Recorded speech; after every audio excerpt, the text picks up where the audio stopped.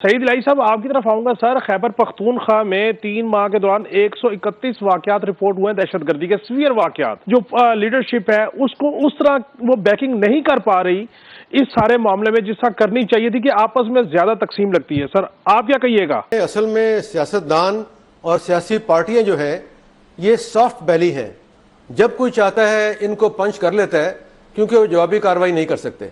मेरा ये ख्याल है कि ये जो आपने बयान किया है कि दहशतगर्दी के वाकयात में इजाफा हुआ है, तो इसकी जिम्मेदारी सियासतदानों पर इसलिए नहीं आती कि केयर टेकर गवर्नमेंट थी और पोलिटिकल गवर्नमेंट कायम हुआ भी 1 माह नहीं हुआ। उसके बजाय वो इदारे जिनका काम दहशतगर्दी को रोकना है उनकी नाकामी है, उनका एहतसाब होना चाहिए।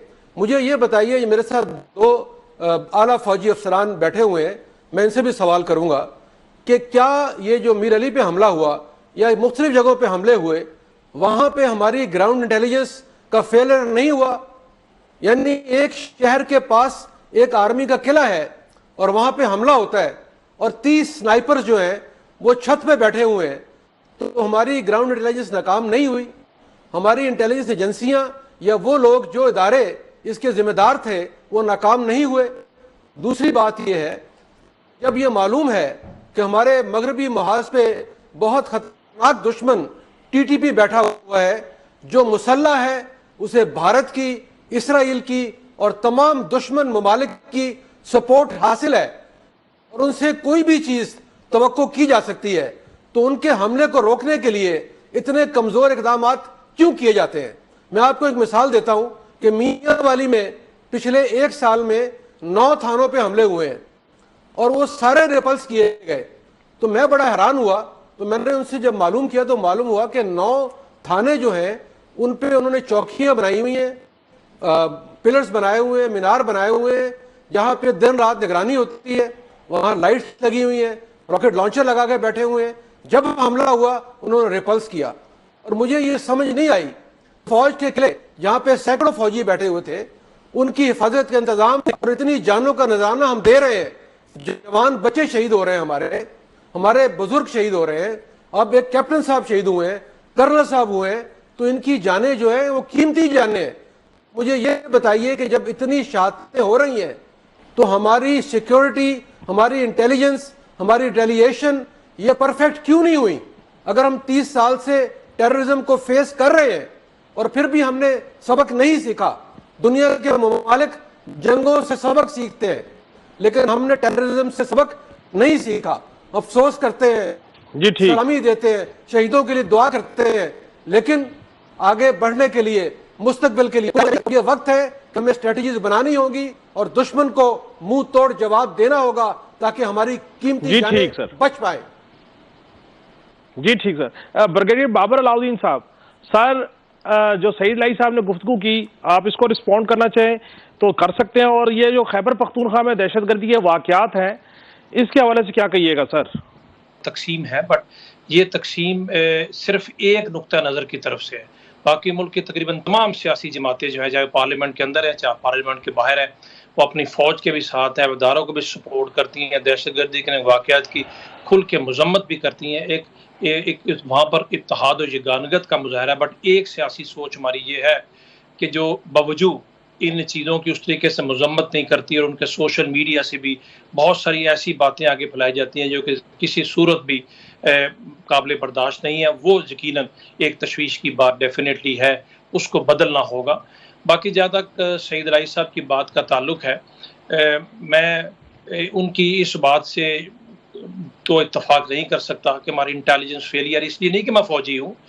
ये देखें, इंटेलिजेंस की बुनियाद के ऊपर जो बेतहाशा अटैक्स, हमले या दहशतगर्दी की कार्रवाइयाँ होने से पहले ही अनर्थ हो जाती हैं, उनका तदारक हो जाता है, वो तो लोगों को पता नहीं चलता।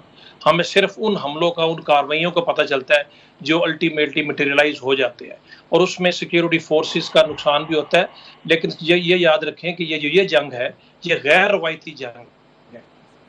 गुज़श्ता 2 दहाइयों से पाकिस्तान की फ़ौज जंग लड़ रही है, और मैं आपको पूरे वसूख से कह सकता हूँ, और इसकी सिर्फ मैं नहीं, दुनिया मोतरफ़ है कि जितनी कामयाबी से पाकिस्तान की फ़ौज ने ये जंग लड़ी है, इंसानी तारीख में इसकी मिसाल नहीं मिलती। और आज हमारे इन्हीं ऑपरेशंस को एक केस स्टडीज़ के तौर पर वेस्टर्न आर्मी में पढ़ाया भी जाता है। अभी ये जो इंटेलिजेंस के लोकल लेवल के पर जिनके हम फेलियर्स कहते हैं, यकीनन कोताहियाँ हैं, मैं 100% ये नहीं कहता कि कोताहियाँ नहीं होती, होती रहती हैं, उनका तदारक भी किया जाता है और उसके ऊपर मैयर्स भी लिए जाते हैं।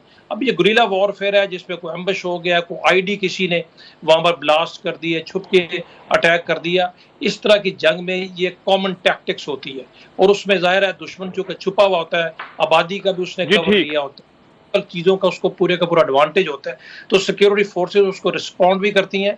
और अब ये देखें कि कभी जब सिक्योरिटी फोर्सेज के जो इंटेलिजेंस बेस्ड ऑपरेशन चल रहे हैं रोजाना की बुनियाद पर, उसमें जो दर्जनों दहशतगर्द मारे जाते हैं, उसका भी हमें इतराफ़ करना चाहिए और सिक्योरिटी फोर्सेज को हमें सपोर्ट करना चाहिए।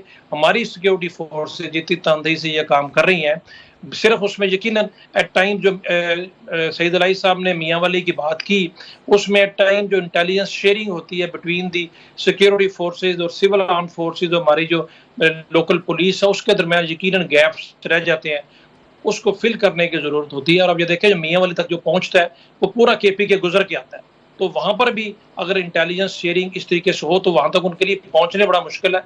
यकीनन कुछ कमी बेशियाँ रह जाती हैं, उनको हमें पूरा करना चाहिए। बट ये मैं यकीन कह सकता हूँ कि जितनी सिक्योरिटी पाकिस्तान की इस इतने बड़े दुश्मन के खिलाफ लड़ रही है, जिसने 3 महाजों से पाकिस्तान के खिलाफ जंग, एक मुकम्मल खुली जंग छेड़ी हुई है, उसमें इंडिया की सपोर्ट भी है, दूसरे दुश्मनों की सपोर्ट भी है। आपका पॉइंट आगे सर, आपका पॉइंट आगे सर। अब ब्रिगेडियर गजनफर साहब आपकी तरफ आऊंगा सर।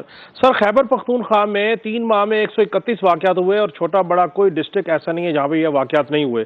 ये जो बढ़ती हुई लहर है, सिक्योरिटी फोर्सेस तो उसको काउंटर कर रही है, उनके जवान अपने जानों के नजराने पेश कर रहे हैं। क्या पॉलिटिकल रजीम को भी इसके ऊपर कोई स्टेप लेने की जरूरत है, इकट्ठे होने की जरूरत है? क्या सूरत हाल पे एनालिसिस करेंगे सर? कि ये जो रिसेंट सेंटर ऑफ रिसर्च और सिक्योरिटी स्टडीज़ की CSSR की जो रिपोर्ट आई है, वो कहती है कि बलूचिस्तान में भी ये फर्स्ट क्वार्टर 2024 है 96% सर्ज है टेररिज्म में, और 245 इंसिडेंट्स उन्होंने रिपोर्ट किए हैं, और टोटल कैजुअल्टीज़ आपकी 802 हैं। तो बलूचिस्तान KP की एक ही बेल्ट बनती है।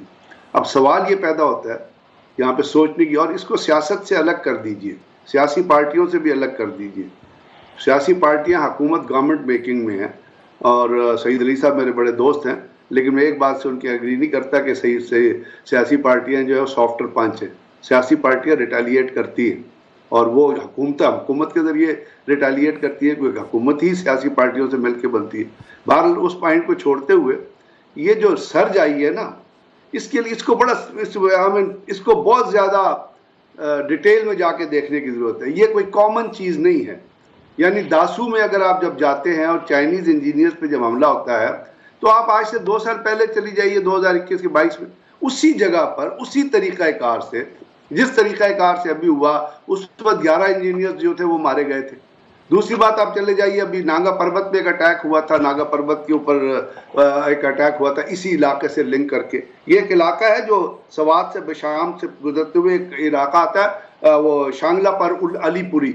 ये शांगला पर अलीपुरी की जो रेंज है, ये पूरा का इलाका जो है, इसके अंदर दहशतगर्दों के बहुत सारे बैंड आउटफिट्स के हेडक्वार्टर मौजूद हैं। अब वहीं से आप देख रहे हैं कि इनिशिएशन हो गया। अगर दासू में एक अटैक पहले हुआ था 2 साल पहले, और उसी जगह पे दोबारा अटैक होता है, तो आप मुझे ये बताइए कि इस चीज़ को क्या आप कॉमन इस तरीके से ले सकते हैं कि नहीं ये एक अटैक है जो आ गया और हो गया और वो गुजर गया। आज KP पुलिस की दूसरी रिपोर्ट आई है, उन्होंने कहा जी उसने आके हिट किया है। उससे पहले रिपोर्ट आई है जिसने कहा गाड़ी एक जगह पे 10 दिन खड़ी रही है। उसके बाद उन्होंने कहा जी बलूचिस्तान से वो गाड़ी इंटर हुई है। जैसे मैं आप करूँगा बलूचिस्तान और KPK का लिंक है। तो बात कहने की सिर्फ इतनी है कि इस चीज़ को सिर्फ एक तरीक़ाकार से हैंडल नहीं किया जा सकता। इसके अंदर बहुत बड़े गैप हैं, बहुत बड़े